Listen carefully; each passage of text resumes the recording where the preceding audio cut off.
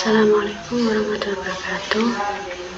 Nama saya Nela Ferudunada, NIM 2201006110094. Baik, di sini saya akan menjelaskan mind map yang ada di samping saya tentang manajemen pendanaan pada tingkat dasar dan menengah. Di samping terdapat definisi, manfaat, tujuan, tahapan-tahapan, penganggaran, dasar hukum, jenis pembiayaan, dan implementasi dalam materi kali ini. Adapun definisi dalam manajemen pendanaan pada tingkat dasar menengah, yaitu manajemen pembiayaan pendidikan adalah pengelolaan semua bentuk pembiayaan, baik pemasukan dan pengeluaran, yang secara langsung maupun tidak langsung untuk menunjang penyelenggaraan pendidikan, baik yang dikeluarkan oleh sekolah maupun siswa. Adapun manfaat dalam pembiayaan pendidikan, yaitu satu, untuk memenuhi kebutuhan sekolah, yang kedua, untuk memenuhi standar pendidikan, yang ketiga yaitu untuk meningkatkan mutu proses dan hasil belajar siswa. Adapun tujuan dalam manajemen pendanaan, yaitu terlaksananya fungsi manajemen, yang kedua yaitu terselenggaranya pendidikan dengan lancar, yang ketiga yaitu terlaksananya peningkatan mutu proses dan hasil belajar siswa. Kemudian tahapan-tahapan dalam manajemen pendanaan terdapat 3 tahapan, yaitu 1. Perencanaan keuangan atau biasa disebut dengan budgeting. Yang kedua yaitu pelaksanaan, yang biasa disebut dengan accounting. Dan yang terakhir yaitu tahap penilaian atau evaluasi, yang biasa disebut dengan auditing. Kemudian manajemen pendanaan biasanya terdapat juga istilah penganggaran. Adapun istilah penganggaran dalam manajemen pendanaan adalah penyusunan anggaran uang yang akan dibelanjakan untuk membiayai kegiatan dalam kurun waktu tertentu.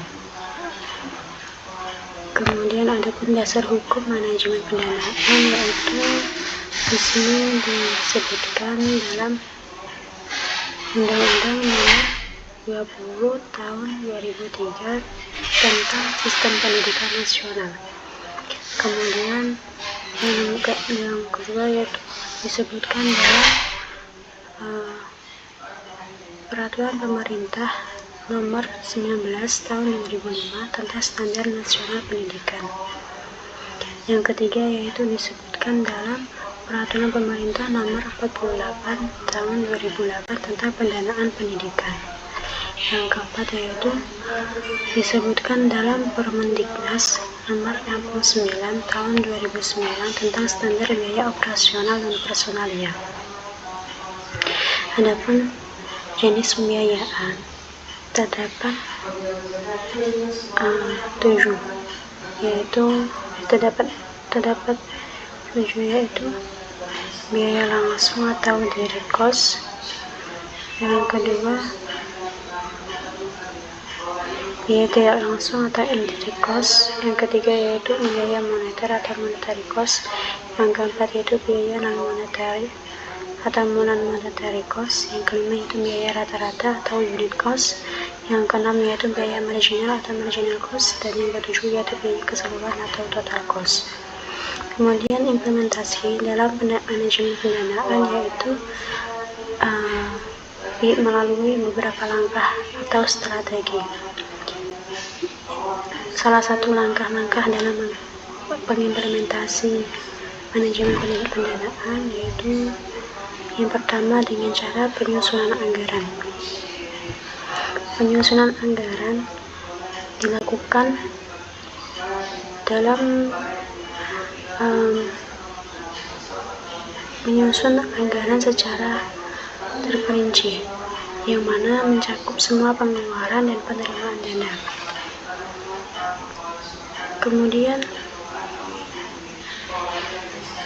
penyusunan anggaran bisa digunakan dengan memperhitungkan semua faktor yang relevan seperti kebutuhan fasilitas, peralatan, tenaga pendidik, dan kegiatan lainnya.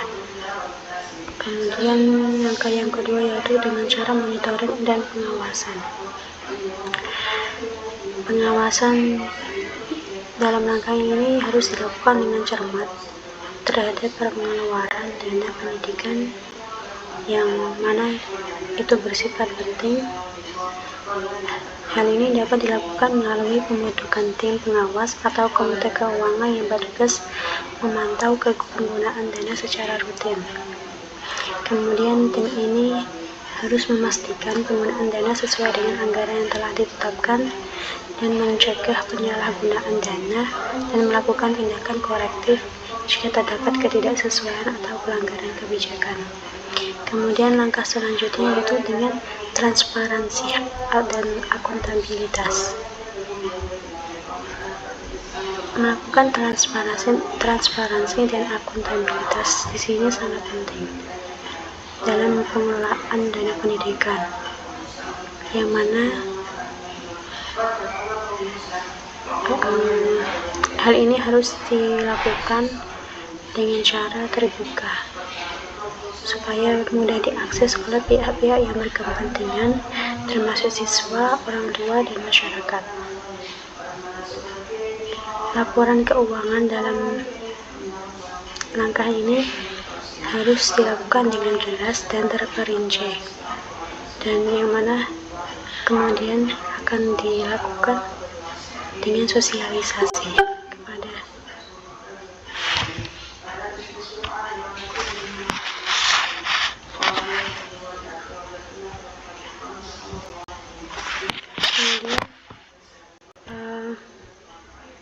yaitu mendorong partisipasi masyarakat.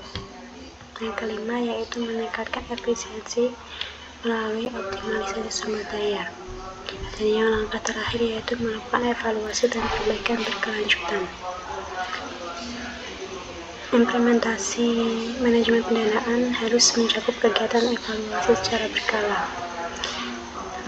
Kemudian langkah-langkah yang disebutkan tadi itu dapat membantu memastikan penggunaan dana yang optimal dan pencapaian tujuan pendidikan yang lebih baik. Itu saja penjelasan dari tentang manajemen pendanaan. Sekian, terima kasih. Wassalamualaikum warahmatullahi wabarakatuh.